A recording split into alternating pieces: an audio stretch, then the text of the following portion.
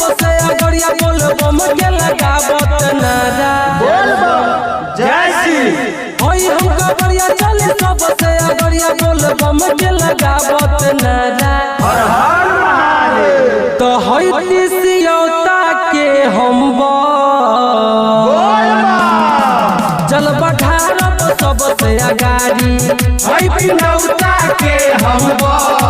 जल बढ़ारब सबसे अगाड़ी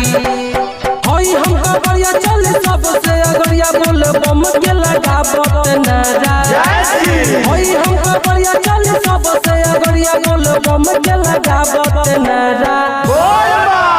तो होई महती के हम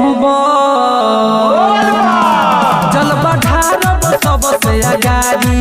होई नारी के हम जल बढ़ारब सबसे अगाड़ी बोल बम जय श्री बोल बम म्यूजिक डायरेक्टर है बाबा एक सहारा है बोल बम हाजीपुर है बाबा एक सहारा है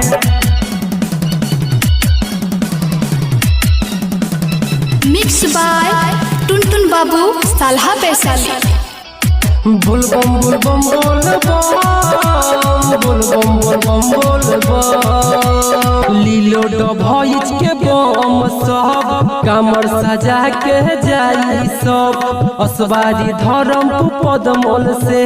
डीजे बजा के आई सब डीजे बजा के आई सब तुर्की मरई के डाक बम नाचे करी छम छम सब चकैया मतैया से बाबा खातिर लेके जाई गोल भांग सब होई महाकाल जन दुनिया जहान हम होई उनके पुजारी होई महाकाल जन दुनिया जहान हम होई उनके पुजारी तो होई तिसियौता के हम जल बढ़ारब सबसे अगाड़ी होई पिनौता के हम जल बढ़ारब सबसे अगाड़ी बोल बम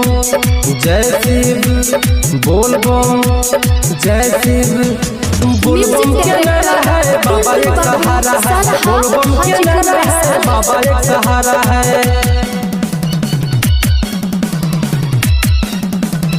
मिक्स बाय टुनटुन बाबू सालहा वैशाली बोल बम बोल बम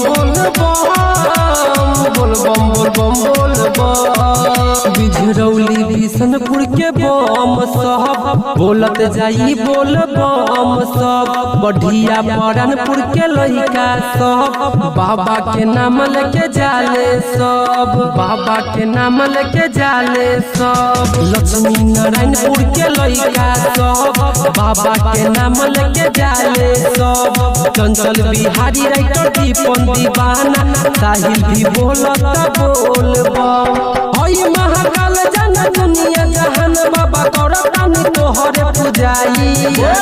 होई महाकाल जन दुनिया जहान बाबा करतानी तोहरे पुजाई बोल बम तो होई तिसियौता के हम जल बढ़ारब सबसे अगाड़ी होई पिनौता के हम जल बढ़ारब सबसे अगाड़ी।